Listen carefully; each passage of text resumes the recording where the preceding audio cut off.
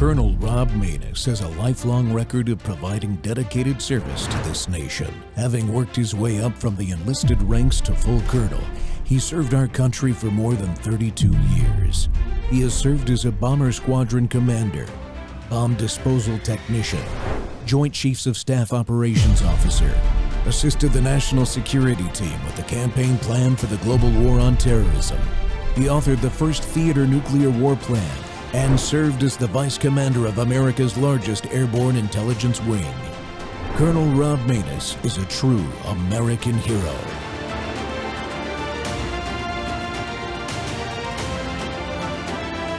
This is Rob Maness Live. Everyday people who you interact with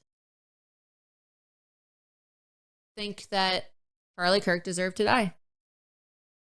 Your child's kindergarten teacher, we found examples all throughout today and all throughout yesterday, believes that Charlie Kirk deserved to die. Your local 911 dispatcher may believe Charlie Kirk deserves to die. And these are very fringe views, right? These are very fringe, radical views that you would expect the purple-haired, pink-haired freaks in Antifa to be espousing on the side of the street during their, radical leftist lunatic protests. You don't expect kindergarten teachers and 911 dispatchers and members of our military and doctors and nurses and executives of companies, media officials to be posting these things, to be making excuses for this cold-blooded assassination that we witnessed. And when you realize that everyday people who we interact with on a daily basis in all of these spheres in society, education, health, emergency services, social services, entertainment, all of these people have now been radicalized into cheering on the assassination of somebody like Charlie Kirk. And that's when I start to reassess things and I wonder, are we too far gone as a country? Is it the radical left or is it just the left? Because these people aren't necessarily members of Antifa. They're not necessarily domestic terrorists or members of domestic terrorist organizations. Some of these people are very successful working professionals and they feel emboldened to openly post. We're not talking about a secret recording caught on camera. We're not talking about a private conversation that's secretly recorded. We're talking about people feeling bold enough to openly post that Charlie Kirk deserved to die, that Charlie Kirk had it coming, to openly mock his assassination and the imagery, the very brutal and vicious imagery associated with all of the blood coming out of his neck.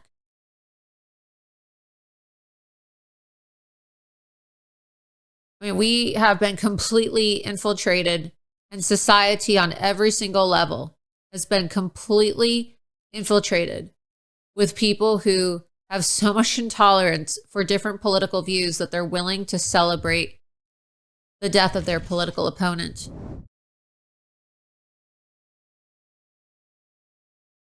YouTube and our X Spaces simulcast. Well, finding Marxist revolutionaries in the ranks is an extremely important mission, and it has to be accomplished because what you're hearing about from Laura Loomer there is the effects of fifth-generation warfare on the United States of America. Thank God we still have enough free speech in this country that Laura can speak these truths, and they're worth repeating over and over because we've been warning about this in America for years, about the Marxist infiltration of America and our military. But obviously, not enough has been done to eradicate it. Not even address it, really. Heed these words from Laura. Again, I'm going to say them. Quote, "It's not just fringe Antifa freaks who are carrying out acts of political violence. Everyday people you trust, including teachers, 911 dispatchers, doctors, nurses, even military members and federal employees are posting that Charlie Kirk deserved to die. When professionals and educators in positions of authority feel bold enough to cheer on an assassination in the open on social media, it shows how deeply our institutions have been poisoned by leftist extremism. The Democrats don't just disagree with us, they want us dead. Don't be mistaken. There is no fringe left. Close quote. Assassination culture is a mainstream value that is celebrated by the Democrat Party platform. Close quote again. We're talking with my friend, retired soldier Dr. Chase Spears, about the effort to identify Marxist military members today. Dr. Spears is a combat veteran who served as a U.S. Army public affairs officer for 20 years, retiring from Fort Leavenworth in October of 2023. He turned down promotion to lieutenant colonel and chose to depart military service as a major who was promotable, meaning he had been selected, believing that he can serve the nation's defense more effectively in a civilian capacity. And he's done just that, folks. He is widely published in national publications and hosts a phenomenal podcast. You got to go follow this. It's called Finding Your Spine. Chase, welcome back to the Rob Maness Show. Colonel, it is always a joy to be with you, and I really appreciate the invitation. Well, thank you very much. I'm glad you're not in your car. I was worried. Yeah, we drove fast to make sure we were home in time, but not too fast. Not too fast. This was a late schedule, and Dr. Spears folks agreed to come on because this is critically important. And Chase, tell folks about the hashtag revolutionaries in the ranks and the effort that's going on. I mean, Laura talked about society as a whole, those professionals, but the military is especially important. So what does that hashtag mean, and who's behind it? Not by name, but, the types of folks. Yeah. Well, what happened, we had the assassination of Charlie Kirk, and that was a dark, dark day. It affected all of us in different ways. It affected me. I was actually in studio doing recordings for the podcast with another fellow conservative thinker when we got the news during a break between episodes. And it was like the air had been just sucked out of the room. It was really, really hard, I'll tell you, to get through recording the rest of the day. And I remember sitting up late that night processing with my wife, and we went to bed, and I woke up the very next morning and never expected what would be waiting for me in one of my inboxes. A friend of mine sent me a screen grab from an Army colonel, Junell Jeffrey, who posted a quote basically mocking Charlie Kirk, said something to the effect of, I'll just say he got what he deserved, or something to that effect. Mm-hmm. And it just absolutely throttled me. And I was just thought, military members can't be doing this. We can't have people who are actively in service to nation. They've sworn to the Constitution. They've sworn to protect us. They've sworn to defend us. We can't have that in the military. And I thought this must just be an isolated incident. One person had a horrible lapse of good judgment and typed something online. Mm-hmm. But I posted about that. And then one after another, the receipts just kept on coming in, flooding my inboxes. I am still trying to catch up. And I've been warning, kind of like Matthew Lohmeyer warned in his book, Irresistible Revolution, that there has been a growing problem of people who have a revolutionary mindset in the ranks. And I want to be very clear about what this is. This is not just your left of center and I don't like what you have to say. The military is a cross-section of society. There are traditional liberals, there are traditional conservatives, there are people all across within that spectrum. What we're talking about here is people with a revolutionary neo-Marxist mindset who believe that there are only two types of people, oppressors and those who are oppressed. And it's the exact same playbook that we've seen in every bloody revolution in the 20th century. It's what we saw in China in 1953. It's what we saw in Russia in 1917. And the list could go on and on and on and on. Mm-hmm. And so I decided, you know what, as these come in, I'm going to have to start sharing them.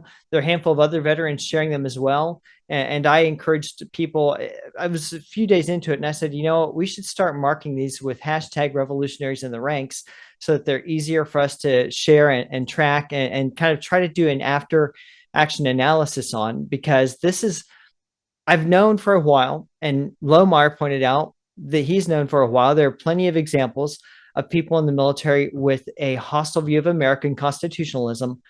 But when you have thousands, and that's coming from the Pentagon, saying they are aware of thousands of military members cheering, endorsing political assassination, that is a critical problem that cannot be ignored.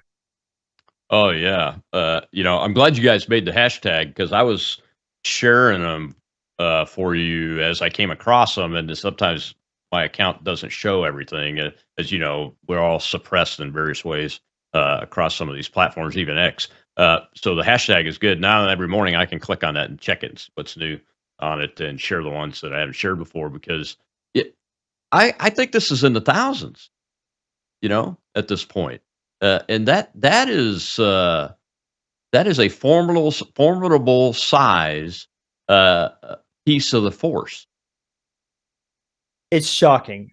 When that first Uh, one came in to my inbox, I thought, okay, we have one person who's, off their rocker, off their meds. mhm. And then another one. I thought, okay, maybe we got somewhere in the vicinity of 5. And then they kept coming in and went from tensies to hundreds. And I haven't personally started counting. I mean, I'm tracking. I finally started keeping a list of the people who I've come across. Mhm. But someone I've spoke to at the Pentagon said they are aware of thousands. Thousands. Think about that. Thousands. That not, I don't know if that's low thousands. I don't know if that's high thousands. But anytime you get up to the point of 1,000, we're talking like a battalion plus size formation worth Yeah. of people in the military who are actively saying, hey, if I don't like what you have to say, I can go on the offense against you, or I can encourage others to go on the offense against you. And literally, you deserve to die. If you get a bullet to the neck, well, that's your problem. You said something I didn't like. You said something you shouldn't have said. And that goes against everything that we swear to. And so, and I also think for every one we see, there's got to be Mhm. several more who are just Oh smart yeah. enough not to say it. Oh yeah. So, I've been on this uh we lost Boone Cutler, who was co-author with General Flynn of the Citizen's Guide to Fifth Generation Warfare. And I'm making it a point to talk about these things in the terms of that handbook these days, and I'll make some more references to it throughout the show, especially in the last segment. But fifth generation warfare, it's all about psychological influence operations, psychological operations, and non-kinetic indoctrination that leads a population to turn against itself, isn't it? It really is. And when you look outside, a lot of this comes from external influence. Like Marxism did not take hold in the United States because we all as Americans decided in the 1950s that it would be good for us. Hmm. This has been an information war that has been pushed within us.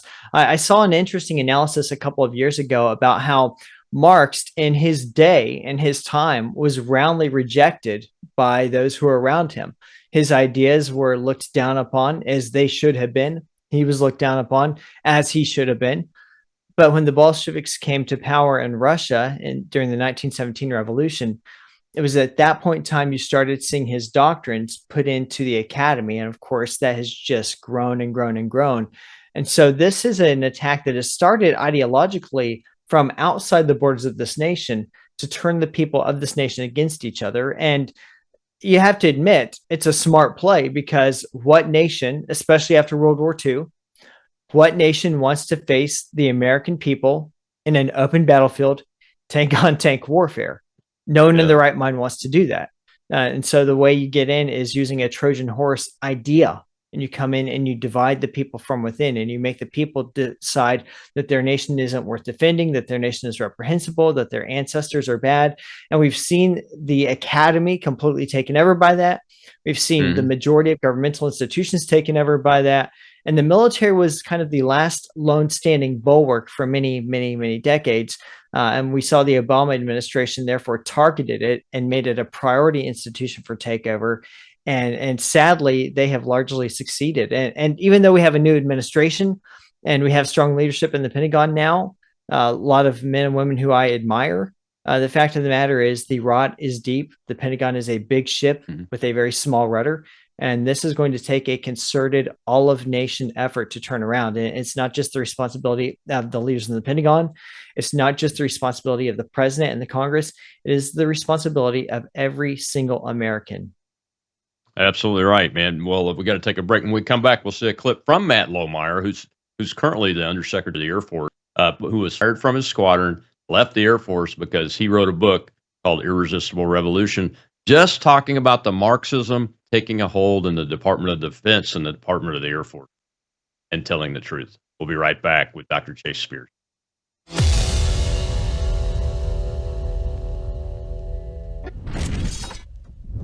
The businessman from Texas that spent years trying to bring the perfect red heifers to Israel is coming to speak in Collierville, Tennessee, outside of Memphis, on Friday night, October 3rd, Saturday, October 4th.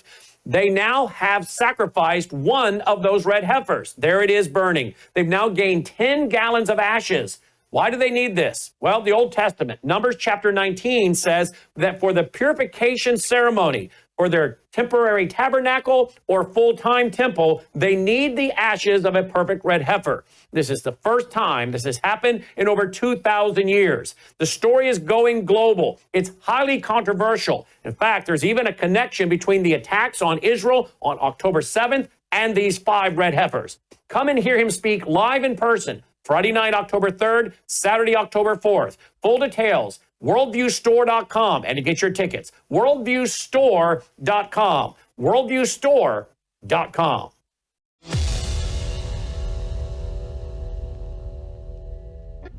So you mentioned diversity, equity, and inclusion being, a theme that's taught extensively in the military now. This doesn't seem to many to be problematic. It seems, in fact, to be quite laudable. What's the issue with this? It can seem like a laudable goal. The issue, I think, was well stated by Carol Swain, who recently and several times has said that the diversity, equity, and inclusion industry is steeped in critical race theory, which is rooted in Marxist ideology, and that's 100% correct. The trouble with that is Marxist ideology, and a particular aspect of Marxist ideology that I focus on in both my writings and in understanding this issue, is the oppressor versus the oppressed narrative that is developed by Marx and Engels in their 1848 Communist Manifesto. When you start to lump people either into economic class stratifications or into race identity groups and insist that one group, by virtue of their identity, is inherently an oppressor, and in our race dialogue discussions, that is the white group, and in another group, based on their racial identity, is an oppressed and victimized group of people, then you start to breed division and animosity among and between those groups of people and breed distrust.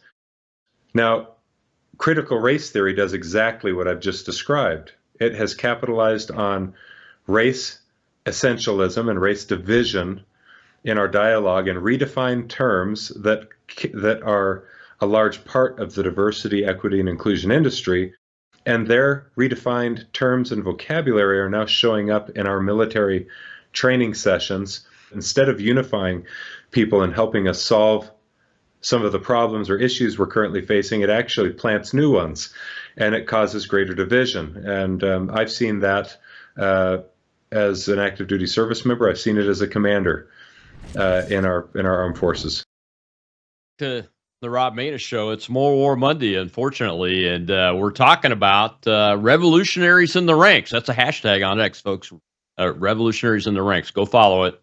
The volunteers that created that hashtag are identifying military members that have celebrated or are celebrating Charlie Kirk being publicly executed for exercising free speech, for his words. And that clip from formerly Lieutenant Colonel, now Undersecretary of the Air Force, Matt Lohmeyer, is from years ago, at the very beginning of his book release, and the troubles like being removed from his squadron command, having to leave the Air Force before retirement. And he gave us all the warning signs, and now spring forward to 2025, and you see that critical theory has been extrapolated beyond race into the gay community and now into the trans ideology community. And a group called Antifa, short for anti-fascist, here in the United States, has now been declared a domestic terrorist organization, but they are actually training trans individuals using military veterans in many cases to do the training, to do these attacks that you're seeing, like what is reasonably suspected in Charlie Kirk's public execution. And my guest today is retired U.S. Army Major and Doctor Chase Spears, who has been one of those volunteers that helped develop this hashtag revolutionaries in the ranks. And Chase, you know, it's hard for me to believe that that's 4 years ago. We saw that. And it doesn't seem that anything that we've been able to do has had enough effect. And now we have folks like Matt, you mentioned, folks that are in leadership positions now in the Department of Defense that you and I both have high confidence in these individuals. But can they get this eradicated is the question that's in my mind at this point, considering the breadth and the scope and the depth of this indoctrination. They absolutely can. And I want to be very clear. It will not be easy. But look at what the military was pre-Obama era, when it was predominantly a conservative institution. And when I say conservative, I don't mean everyone was wearing red hats and cheering about being Republicans. What I mean is it was an institution that understood its purpose to defend, to protect, to conserve America, the constitutional ideals. And that's why it was targeted. And the Obama administration, followed by the Biden administration, made it a priority institution to revolutionize. And they put their people in it.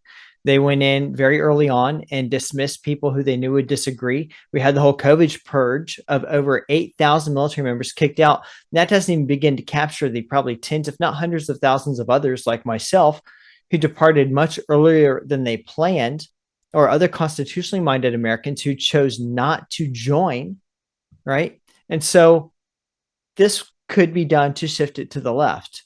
It was a Herculean effort. It was focused. It was determined.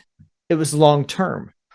And so what we have to guard against as we work to recover is any notion that we can just change a policy and it will be fixed, change a base name and it will be fixed.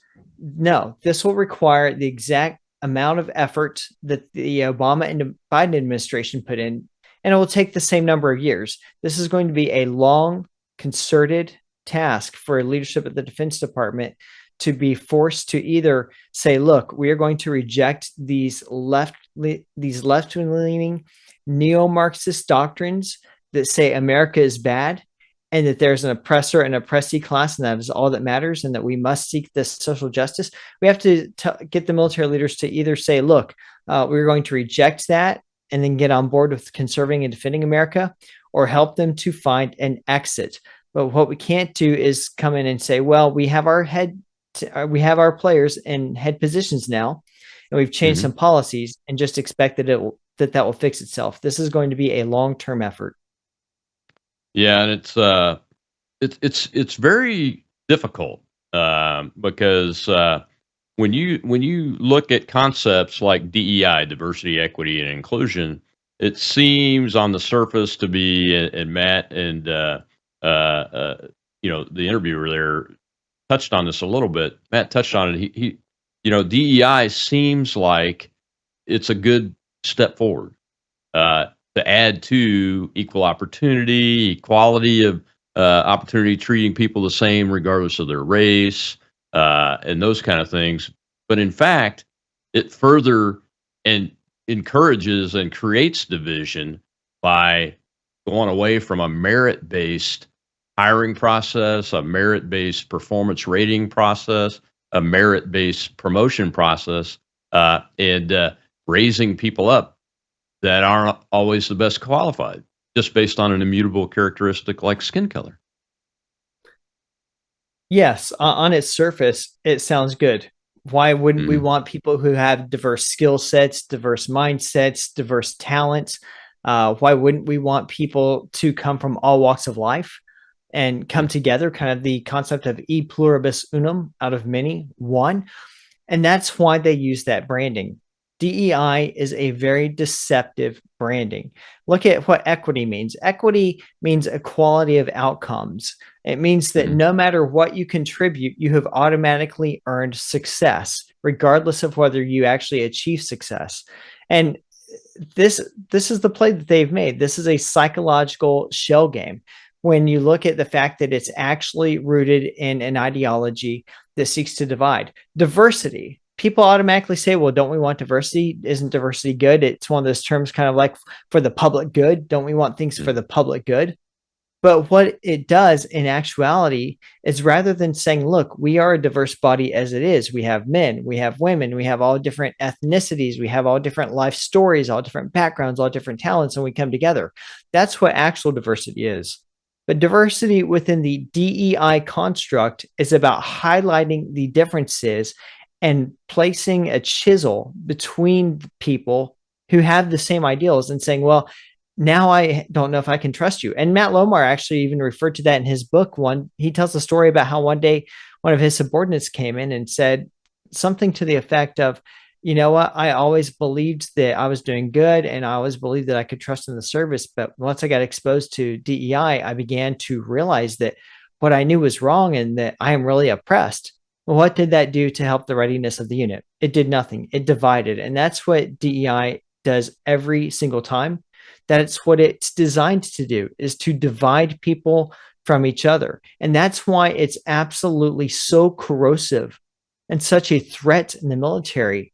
When you look to your right and your left, you're supposed to trust that that person has you. It doesn't matter where they came from. It doesn't matter their skin tone. It doesn't matter their religious belief.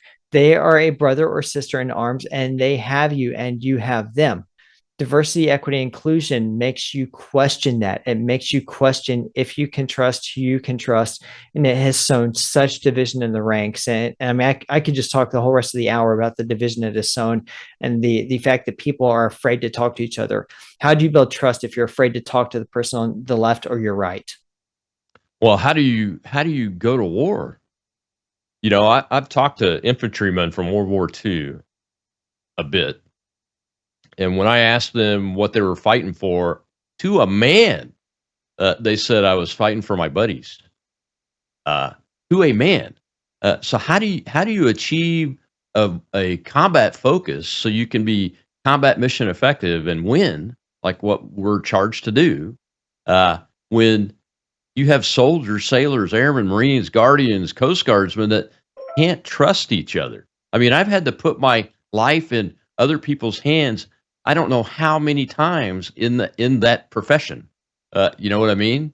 And when you listen to folks like Laura Loomer, Matt, you, other folks that are talking about this today, and you think about it. I mean, Matt was just in his book. He was talking about the training in the uniform side, the military side, but one of the clips that you guys have uncovered was a Department of Defense education system employee, a civilian in charge of educating the children of military personnel and government personnel overseas. And they believe that it was the right thing to do for Charlie Kirk to be publicly executed. When you have that level of indoctrination and infiltration and foothold of this stuff into an organization as broad and deep as the Department of Defense, how do we get at that? And do we need a whole of government or a whole of society approach is the question in my mind when I listen to folks like you, Doc, because it's so deep. I mean, it's already not too deep. I think Laura's, when she said it, she thinks we're too far gone. I think we're still able to get out of this, but we've got to have a very specific strategy connected to executable plans that look at our society as a whole through the different stovepipes, I guess, of the federal government, at least at the beginning, but all the way down to the local government level. This is really big and dangerous. And unfortunately, it looks like the military was the last institution to have a foothold established. Now they haven't got us all, obviously, but they've got a lot. And we've got to take another break here. When we come back, we're going to see a clip from an Army captain. You're going to be shocked. I'll be right back with Dr. Chase.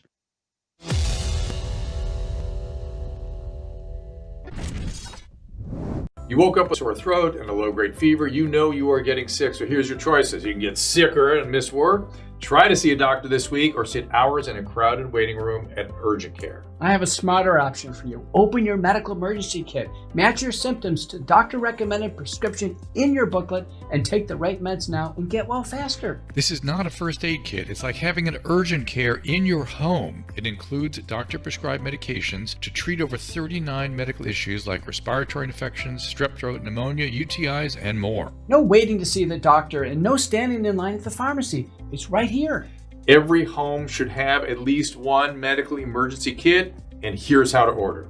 Go to worldviewhealthcare.com. Your kit to treat dozens of common and serious illnesses is rushed to your door. worldviewhealthcare.com. That's worldviewhealthcare.com. The emergency kit available at worldviewhealthcare.com. Make sure you don't have to go to urgent care. I got pneumonia. I didn't have to go. I took this last year. Stayed at home. Went to bed.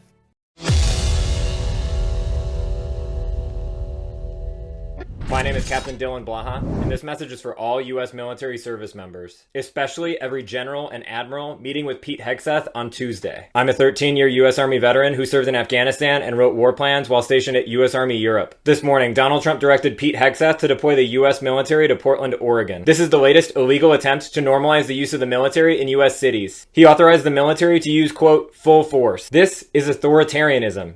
This is fascism. The U.S. military is not a law enforcement force, and all federalized service members must abide by the Pasa Comitatus Act. All members of the United States military must disobey illegal orders. I was just following orders is not a valid defense against war crimes. Grow a spine and stand up for your fellow Americans. Otherwise, you are complicit in this fascist takeover. We're running out of time.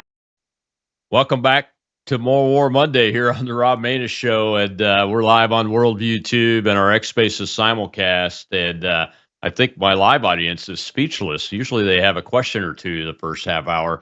My guest today is retired U.S. Army officer Dr. Chase Spears, who did public affairs work. I mean, he's an expert in messaging and communicating what the messaging needed to be to the troops, especially, and to society, when the armed forces and the commands that he was representing needed to get their message out. That's what Chase's job was.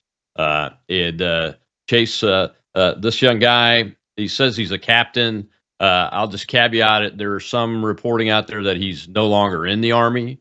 But you know, one of the things I found interesting about that clip is he weaves correct ideas in with the wrong ideas to make it seem like what he's talking about is what folks what they were trying to do during the COVID order unlawful mandate, which is push back against it. But everybody I've ever talked to, and I've interviewed many, as you know, that said the COVID order was unlawful and acted on it, did it within what the rules they were given to be able to do it. Does that make sense? It does. It does. This is not that, is it? It is not. It is not. And I will give the captain or former captain. I don't know which one it is. I haven't researched him enough yet to know. Mm-hmm. But I'll give him some credit for being clever. He weaved narratives, some of which on a matter of principle, I find some agreement with. I also do not want it to be normalized that we have military units that are required to safeguard American streets, because I would like to think that local law enforcement would do their job, and that local magistrates, local county attorneys, chiefs of police, governors, city and county council members would take this seriously. But when you have lower level magistrates who refuse to step in and conduct their governmental role, someone else has to step in to provide security. And it is absolutely constitutional and within the lawful rights of the president to activate members of the National Guard to assist law enforcement. This has been done so many times. People like this captain would have you believe that this is unprecedented. It's never happened before. We've never, ever, ever, ever, ever, ever, ever, ever in American history seen National Guard members activated to help serve the people of their own state or of neighboring states. And if that's the case, then I think Ray Nagin might have something to say about the use of the Guard and even federal troops to help New Orleans after Katrina. And there's so many other examples. So, I mean, he is clever in some of the narratives that he uses, but he is misusing them. He is misappropriating them. They love to use that term fascist when they have no idea of what it actually means, and they haven't looked at any of the historical data behind what that was. The bottom line is this is what happens when you have local governments who refuse to do their jobs. Well, a higher level magistrate has to step in and do that job. But even more troubling is he is tying legal activities to unlawful orders. And I go back in my mind to 2020 through about 2024, when the military was pushing so hard on the shot mandate, which we knew was illegal at the time. And many of us said, hey, this is illegal. And we were told, shut up and color. You don't know what you're talking about. And suddenly, now that Donald Trump's in office, everyone suddenly is an expert in what is or is not a lawful constitutional order. And so that's the danger. And that's what people like him are trying to do, is they're trying to separate the military from their command structure. And it's for a very partisan purpose. And it's something that I view as very dangerous, because like I would hope most Americans, I don't want it to be normalized that we had military units on American streets. But at the end of the day, let's also look and ask, what is the point and purpose of the military?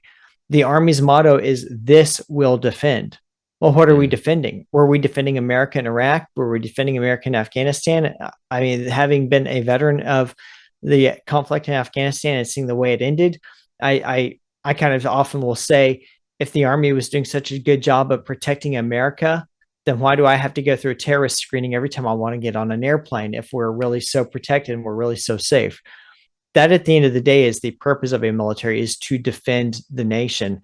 And I think we've gotten far too comfortable being willing to ship our military forces overseas to protect America, allegedly by planting democracies that immediately fall apart overseas.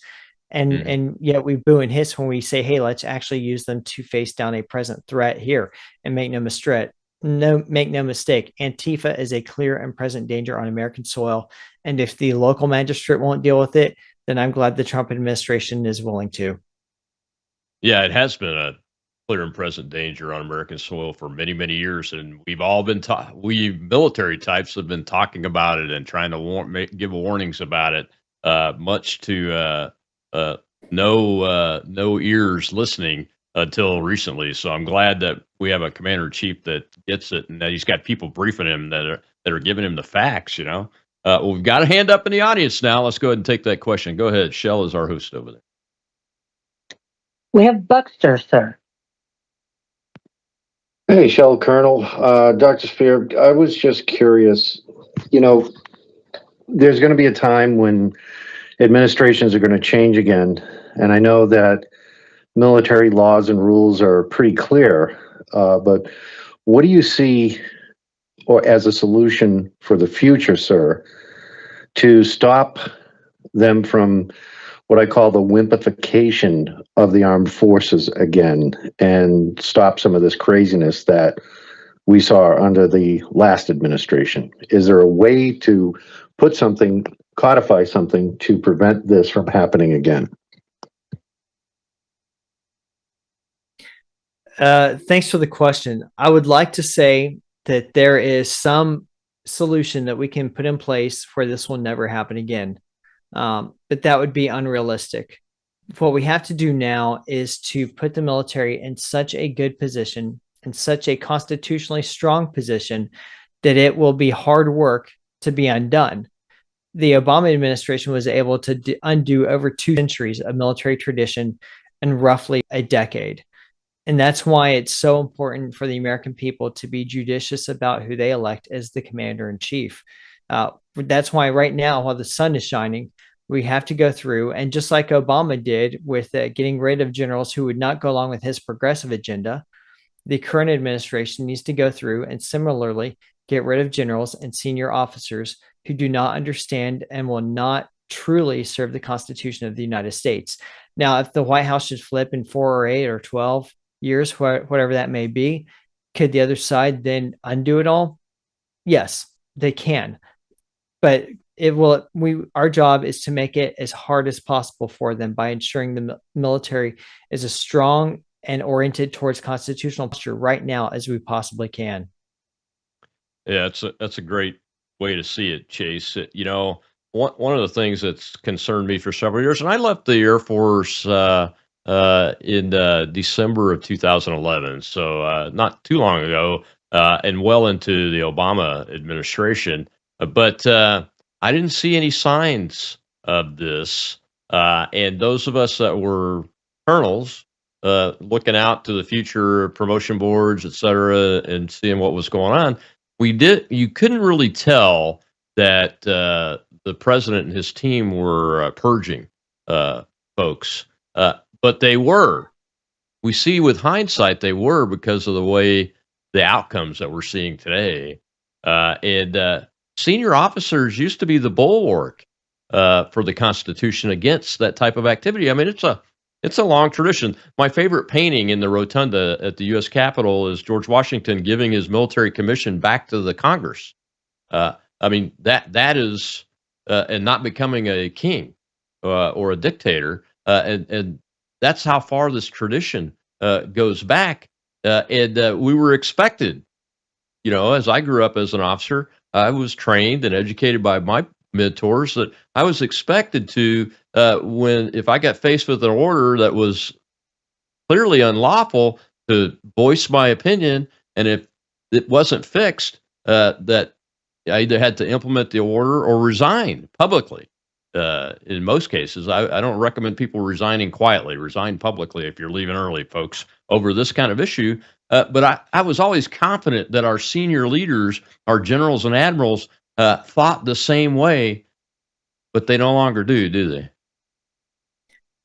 Unfortunately, they don't. Right now, what we have among the majority of the general officer class is a group of careerists, of men and women who are so sold out to keeping their social status, who are so sold out to keeping their power, the prestige that comes with that office, because Americans are trained to love generals. It's part of who we are. It's part of what we do. And there's a lot that comes with that rank. There's a lot that comes with that office, particularly from a social status view. And they would not let that go for anything today. I mean, the ones who are principled, they left. I was told a story. I admit I was not in the room, but I believe it credible. I was told a story that when General Mark Milley was Chief of Staff of the Army during the Obama years, that the directive came down from the White House. Look, bottom line is, it doesn't matter what you think. We're going to open up the military ranks to people claiming transgender ideology and identity. And the story that I was told goes that General Milley met with the generals across the Army and said, this is coming down the pike. This is what the administration wants. You can either get on board with this mandate, or you can go ahead and retire. And those who had principle, they retired. Those who wanted their prestige, those who wanted their status, those who wanted to continue being general officers, they stayed. And the military has, over the intervening years, groomed leaders who would play right along with that. The General Officer Corps picks colonels who are just like them to replace them. And so we sadly have hardly any remaining generals who truly have any kind of adherence to principle. The majority of them are aligned solely to self-interest above all else. Yeah, and it's very unfortunate. Tomorrow there's a meeting between all the generals and admirals that hold command positions around the world and Secretary of Defense Hegseth. And it's my understanding President Trump's going to be in that meeting too. So with the Commander-in-Chief and the Secretary of Defense, the two men that they report to, and I don't know anything about the meeting, but I'm hoping that it's a come to Jesus meeting, and not in the religious sense. Although I love that Pete is out there exercising his religion and witnessing for Christ at every opportunity. But But the fact that there are policies that are being put in place and orders being given by the president and the secretary that aren't being implemented aggressively, and they're being slow rolled, and it's obvious they are, requires that a meeting like this happens. And I hope they have a discussion about this very thing, because there are a lot of resistors that are Marxist based in the ranks. And we'll talk a little bit more about that up here in the next segment after this break, and dive into fifth generation warfare and the fight against Antifa and how that relates to all of this with Dr. Chase Spears. I'll be right back.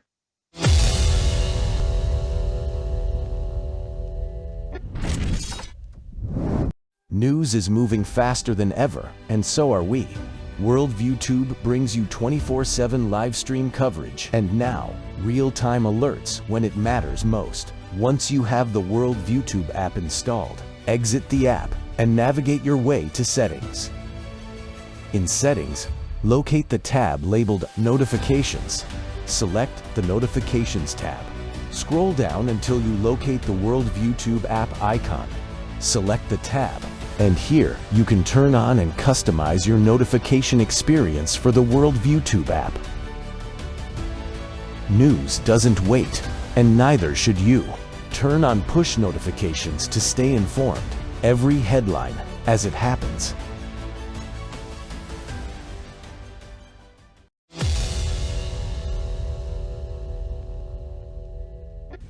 This was being treated as a single murder. It's not a single murder. This is not a single murder of a great man. There's a vast conspiracy in back of this. Antifa needs to be designated as a domestic terrorist organization. And hey, if you want to make it international terrorist, there's plenty of evidence of that. In fact, it came out of Europe. The trans part of this is a subset of that. That is also a conspiracy, an active conspiracy, a terrorist organization. Needs to be investigated. The New York Post has got a has a great piece up. We'll put it up in a little while as we discuss this. It's now being, the law enforcement is now focused, and there was a lot of law enforcement that was fighting this. They want to treat it as a simple murder. It's not a simple murder. This is far deeper and far more malignant. And that's why in the next 2 weeks, to make sure we go after that, and any foreign money that came in, any foreign influence that came in from the Chinese Communist Party to Soros to others, Arabella, all of it. They have 3 levels. They have the first level of the Antifa and the transgender radicals, or the kind of the foot soldiers, right? Then they have a second level. You're going to be shocked. That second level is made up of what's infiltrated the military. No, it's not white nationalism or white extremism, extremist politics. That's what they try to sell under Biden's regime. You have members of the military that are radicalized. You've seen this in some of the posts about Charlie Kirk, but you have many that are in there deep, that are training and working. You heard Tage Gill, that are working with Antifa and training Antifa. And then you have the top level, and that's the people that are trying to destroy this country, the financiers in the networks of globalist financiers and others that are using this to foment a civil war here in the United States of America. Welcome back to the Rob Maness Show. It's More War Monday. Unfortunately, we still have that theme on Mondays because the war has come to us. It's very clear now. And it's a Marxist, a red-green alliance-based war. It's a globalist, one world government believer war. It's a non-government organization war. It's a war where your mind, your cognitive space is the battlefield and the battle terrain that has to be understood.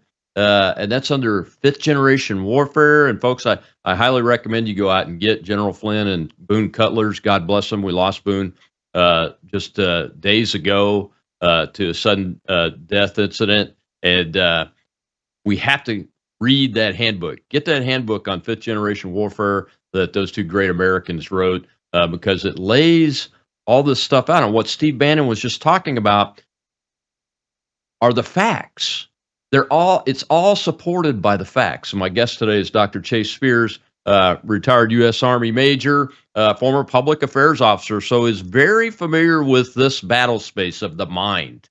The battle space of the mind. Public affairs officers are experts in this type of warfare, where the messaging and the influencing is primarily non-kinetic and through all of the sensors that we have and that the enemy now has, the adversary has, whether they're a state actor or a non-state actor, doesn't matter, but they have access to all of this capability that is acting on that cognitive space, the battlefield terrain of fifth generation warfare. And Chase, nothing that Steve said there caught me off guard or surprised me. I mean, and I've interviewed you before. We said, I'm pretty sure, if I remember correctly, you and I were on the same page that when Biden was saying there were extremists in the ranks, that we were like, no, I mean, if they're there, they're very minuscule numbers and have no ability to have an influence. And in my case, I was speaking about the white supremacist extremists or religious extremists like Christian extremists or pro-life extremists. But really, I didn't expect this level of extremism in the ranks, especially such a level that they're bold enough to put it in public in a very consistent and methodical way. Are Steve and I wrong? No, I was wrong too. I actually recently wrote a piece that appeared at Red State, pulling a mea culpa. When you look at the preponderance of much of my work and my speaking, I have been a harsh critic of former Secretary of Defense Lloyd Austin's assertion that the military just has this pandemic of extremists in it. Now, what he meant by that was, if you lean in any way conservative, you're an extremist, because under the Biden administration, if you're pro-life or if you were a Catholic who recited the Latin Mass, you might potentially be an extremist. And that's the direction they were looking for. And there was this whole 60-day stand down across the entire Department of Defense. Don't tell me a Secretary of Defense doesn't have the authority to force a major look within across the Defense Department, because it was done recently. And there was even a major study conducted by the Rand Corporation, which said essentially this was all wasted time and all wasted money. There is not some radical right-wing extremist problem in the military. I think they may have found like a handful. What they overlooked completely was the radical left-wing extremism. And let's be really clear about what I mean by that. Again, I'm not saying because you vote blue. I'm saying when you believe and will openly assert that conservative Americans like Charlie Kirk deserve to be assassinated because you do not like what they say, that is textbook extremism. There was even a policy put into place by the Army last June during the Biden administration. It was signed by Secretary Christine Wormuth, who was Biden's appointee as Secretary of the Army. And it very clearly states, if you advocate for violence to achieve a political end, you are engaging in extremism. And that is exactly what we saw by so many service members who, and I'm just going to, for your audience who may not be aware, I want to read just a few of these. I mean, this was the first one I told you about, Colonel Janelle Jeffrey. Sometimes we reap what we sow. That's all. Looking now at a Army National Guard captain and a civilian who works for NCIS, Ryan Jack, he wrote, dude, this is about Charlie Kirk. Dude made a career out of inciting violence and political unrest, but him dying by a bullet is too much. LOL. He goes on and says he was asking God to strike down his enemies in the same uniform as me. LOL. Going over to the Navy, there was a reserve commander and a woman who actually works for the Navy as a civilian, Sandra Wyman, who wrote online of Kirk. He was a vile, disgusting POS. You know what that means. And he got what he thought others deserved. Looking over, another Navy petty officer, Mickey Smith, wrote, all right, let's wrap this Kirk talk up. Y'all have given him more time than deserved by talking about him. He lived by the sword and he died by the sword. His chickens came home to roost. It's sad to say, but if he would have died in a school shooting, y'all would have moved on by now. May he rest in whatever place he is. This is just, I could fill an entire day going through these quotes. These are uniformed military members saying that if you're a conservative, you deserve to die. That it's your chickens coming home to roost. What impact does that have to conservative military members right now? If your commander, if your supervisor says people who think like you deserve to die, how do you serve under that? What does that do for our military readiness? What does that do for our trust? And that's why I'm so dogged, and several others are so dogged about this. It's not that I have any desire to be thought police. Rob, this has been like the full-time unpaid job I never asked for. It hurts. I do not like seeing this. I'm tired of doing it. But if we won't point out the fact that there's a problem that has to be addressed, who else will? And I love the Republic. I love the nation. I love the military. I want to be able to cheerlead for it. And that means sometimes you have to call fouls when certain people are not living up to their oaths. And we have seen far too much of that. Lloyd Austin said there was an extremism problem. I said there wasn't. Turns out I was wrong. Yeah, I mean, how does Rand Corporation miss it? That one really puzzles me, because they're pretty good at being objective, you know. Maybe our process there and our capability there is not as good as I think it is, and I need to rethink that myself. Chase, are any of these folks that y'all have identified in command positions currently? And is it the Department of War taking any action? I do know that they're looking at these pretty closely. So I've seen news reporting that says the Department of War has suspended and is investigating roughly a dozen service members. Now, that was a few days ago. I'm sure the number is higher. There was this one officer, Major Guillermo Muniz. He was commanding the 22nd Mobile Public Affairs Detachment at Fort Bragg, North Carolina. And I can confirm that since he posted, his post was in line with the ones that I just read. He has since been relieved of command. And there are others that I have put word out about who maybe they weren't in a command position, but they were in supervisory positions. Most of the time, if you're an officer or a non-commissioned officer, you're going to be in some level of supervision. And so I do know that things are being done, but I don't know at what scale. And again, with all due respect to the secretary and the people running the Defense Department, I know that they've got a lot else going on.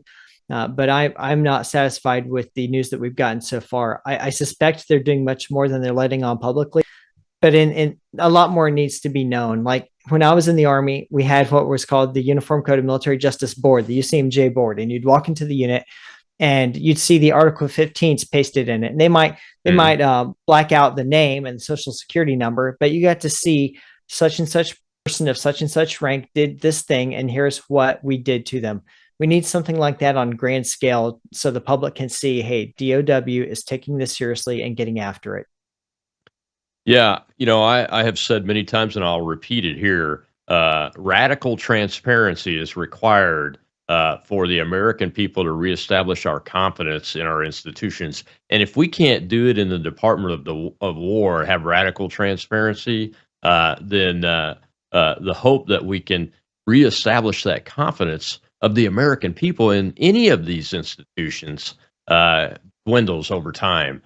So I hope that I know they're on it. I saw Secretary Hegseth do a post on X about it early on after you guys started tracking this with that hashtag.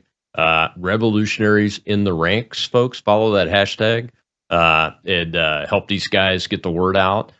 Like Chase just said, they're unpaid.